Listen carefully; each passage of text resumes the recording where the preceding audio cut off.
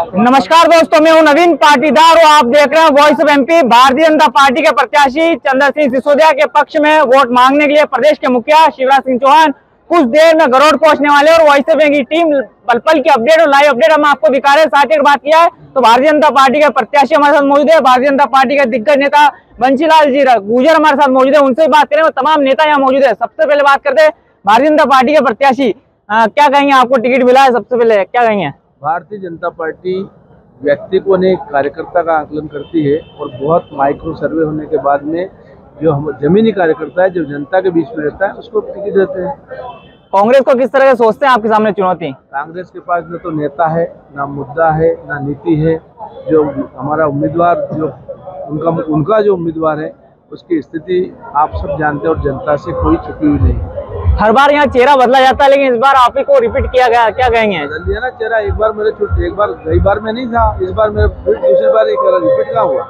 मतलब एक गेप मार के वापस आपको नया मौका? उसमें ऐसा हमारे यहाँ कोई प्रतिबंध नहीं है। हम कांग्रेस में 1985 से लगाकर आज तक एक ही व्यक्ति को टिकट दिया जा रहा है। वहाँ चलता परिवारवाद, व्यक्तिवाद, और ये है कार्यकर्ताओं का चयन करने की प्रक्रिया के तहत एक बार वो हमारे यहाँ सहजता से सरकार। किन मुद्दों को लेकर जनता के बीच में जा रहे हैं आप? भारतीय जनता पार्टी को मुद्दे की आवश्यकता नहीं है। भारतीय जनता पार्टी के यशस्वी मुख्यमंत्री आदरणीय शिवराज सिंह चौहान ने लगातार जन कल्याण और विकास के काम किए।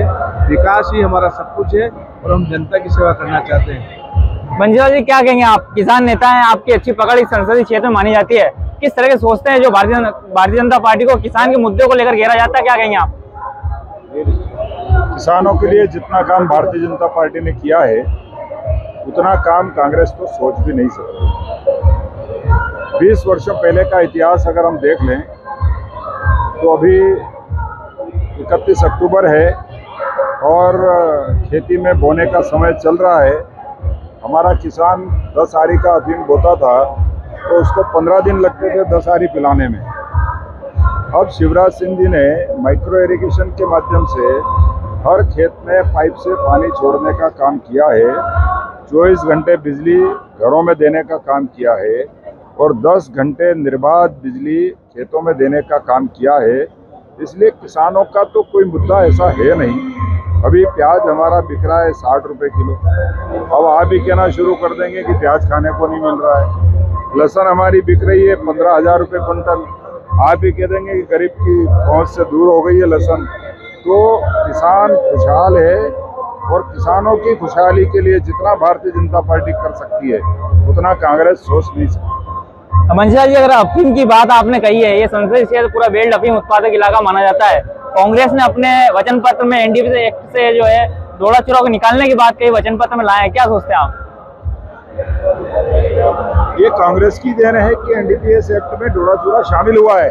कांग्रेस याद करे अपने पुरखों को। बालकवि बैरागी को 1984 में बालकवि बैरागी मंदसौर संसदीय क्षेत्र से सांसद थे और एनडीपीएस एक्ट उसी समय बना है।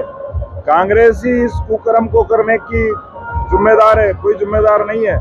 कांग्रेस ने किया ये कुकर्म और हजारों लाखों लोगों को जेल में ठूसने का अगर कोई पाप किसी को लगेगा तो कांग्रेस को ही लगेगा। बालकवि बैरागी ने एक इतिहास भी रचा था अफीम उत्पादक बेल्ट में, 0 औसत तो पट्टे दिए थे 1 लाख से ज्यादा, और भारतीय जनता पार्टी कभी नहीं कर पाई। वो बालकवि बैरागी ने नहीं किया था। देवगौड़ा जी इस देश के प्रधानमंत्री थे उस समय, जिनका कांग्रेस विरोध कर रही थी, और देवगौड़ा किसान प्रधानमंत्री थे। आज वो भारतीय जनता पार्टी के साथ हैं और देवगौड़ा जी के समझ से 0 औसत पर पट्टा देने का काम किया था। कांग्रेस तो मरवा देती। तो ये इस क्षेत्र के बड़े अफीम किसान माने जाते हैं। एक बड़ा चेहरा यहाँ पर मालवा में है बंशीलाल गुर्जर का माना जाए तो जिस तरीके से हमारे बेबाकी के जो प्रश्न थे उनके जवाब दिए। आप यूथ है, यूथ को किस तरीके से आप सोचते हैं भारतीय जनता पार्टी में? देखो, भारतीय जनता पार्टी ने लगातार युवाओं के लिए काम किया है, चाहे शिक्षा के क्षेत्र में हो, चाहे रोजगार के क्षेत्र में हो, चाहे उनको व्यवसाय देने का काम हो। भारतीय जनता पार्टी लगातार शिक्षा के क्षेत्र में जिस प्रकार से बच्चा पैदा होता है उसकी पढ़ाई शिक्षा दीक्षा से लगाकर, और जब स्कूल में जाता है उसकी गणवेश फ्री की जाती है, वो जब वो पास के स्कूल में पढ़ने जाता है उसको साइकिल दी जाती है, वो 75% अंक से ज़्यादा लाता है उसको लैपटॉप देने का काम भारतीय जनता पार्टी सरकार ने किया है। और माननीय मुख्यमंत्री जी ने अभी उनको स्कूटी देने का काम भी एक विद्यालय से किया है। और जिस प्रकार से गरीब का बेटा, गाँव का बेटा, किसान का बेटा, मजदूर का बेटा अगर बाहर विदेश में पढ़ना चाहे, वो डॉक्टर बनना चाहे, इंजीनियर बनना चाहे, तो भारतीय जनता पार्टी सरकार ने 70 लाख रुपए तक का ऋण देने का उसको काम किया है।